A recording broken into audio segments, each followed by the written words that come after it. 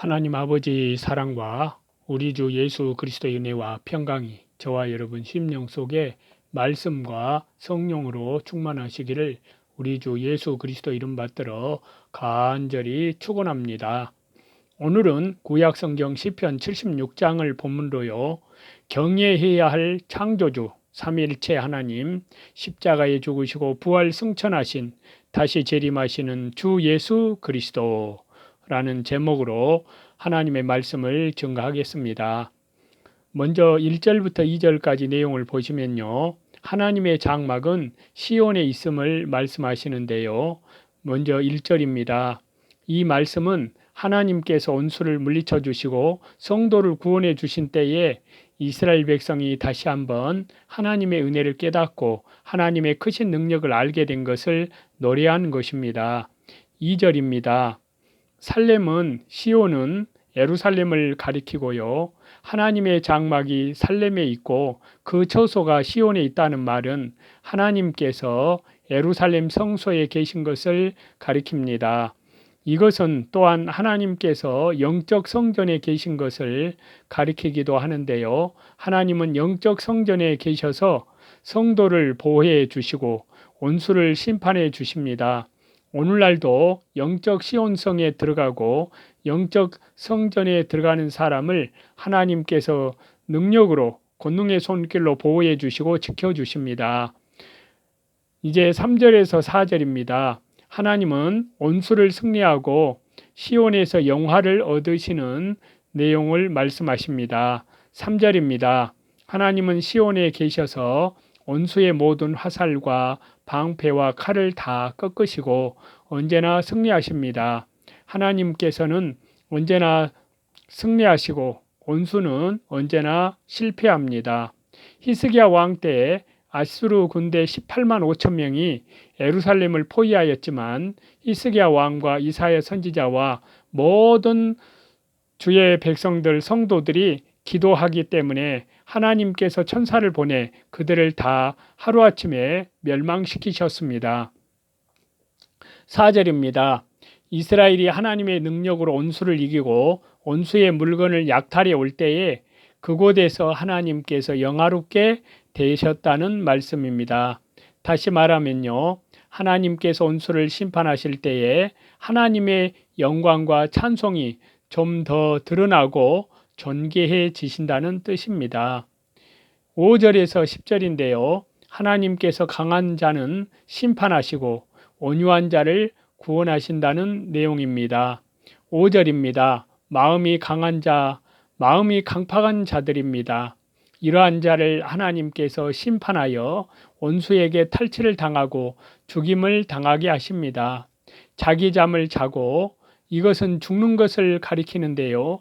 강팍한 자들은 자기에게 있는 것도 다 빼앗기고 죽는다는 것입니다. 장사는 자기 손을 놀리지 못하도다. 하나님 앞에서 장사가 손을 놀리지 못한다는 것입니다. 매 장사가 없고 병에 장사가 없다는 말이 있습니다. 하나님 앞에서는 장사나 강한 자가 아무것도 아닙니다. 6절입니다. 하나님이 한번 꾸짖으시니 병거와 말이 다 깊은 잠에 빠졌다는 것입니다. 이것은 이스라엘이 애굽에서 나올 때에 이집트 추병들이 홍해에 다 빠져서 죽은 것을 염두에 두고 하는 말입니다.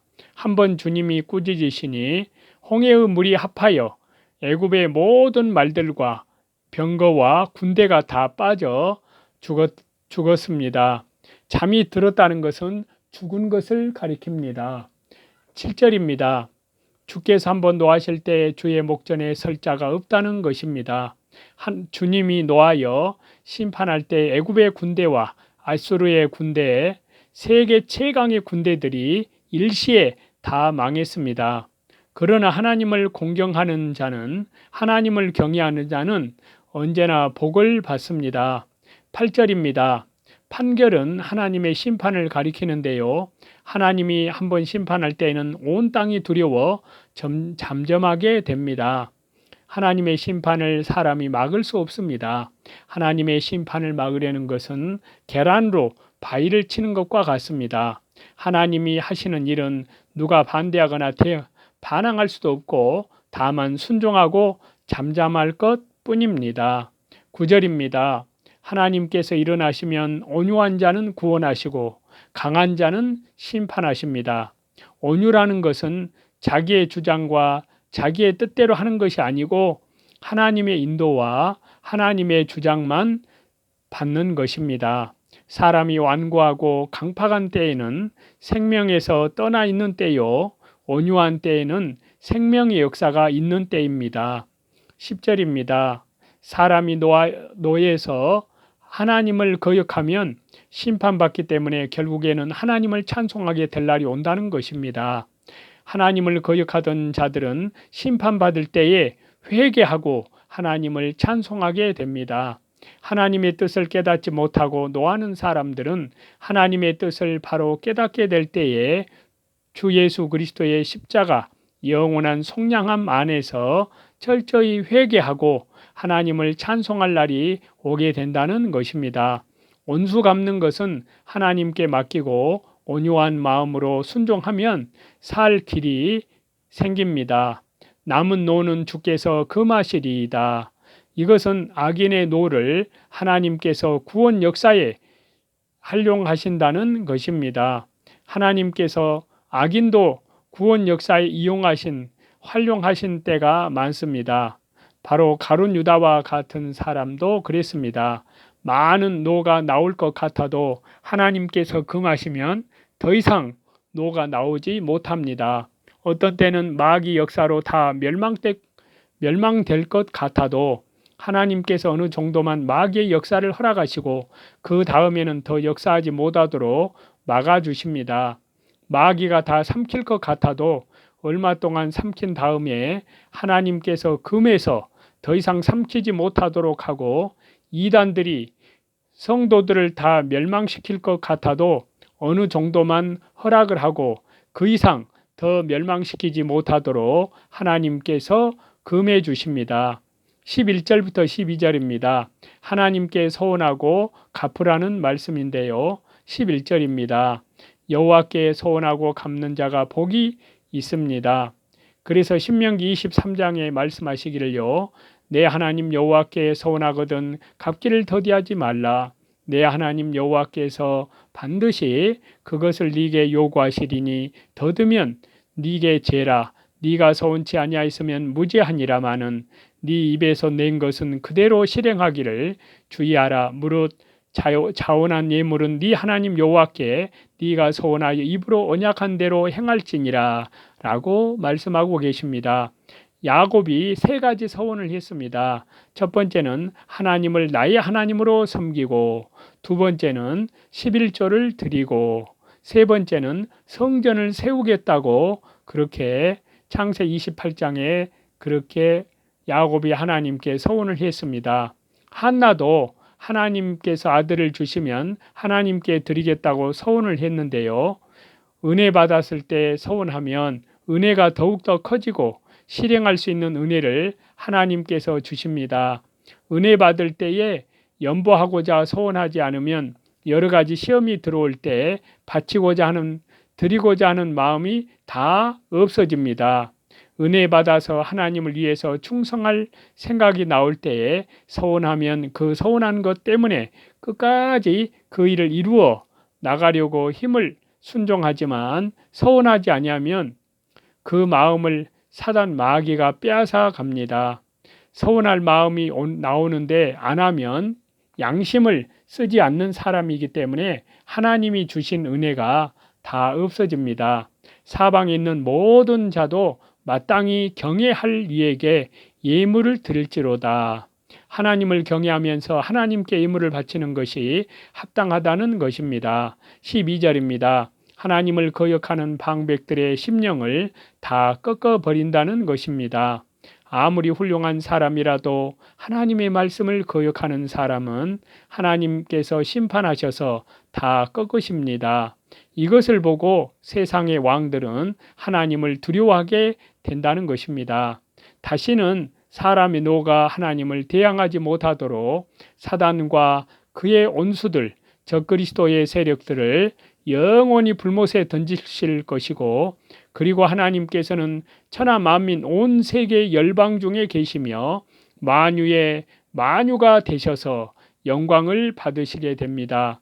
그것이 교회가 하나님 앞에 몸으로 산 제사를 드리며 이제는 하늘 보좌 우편에 존귀하게 되신 주 예수님 앞에 감사와 찬양을 드리고, 이제는 주 예수님의 백성으로 주 예수님의 이름을 증거하는 믿음의 삶을 살아야 할 것입니다.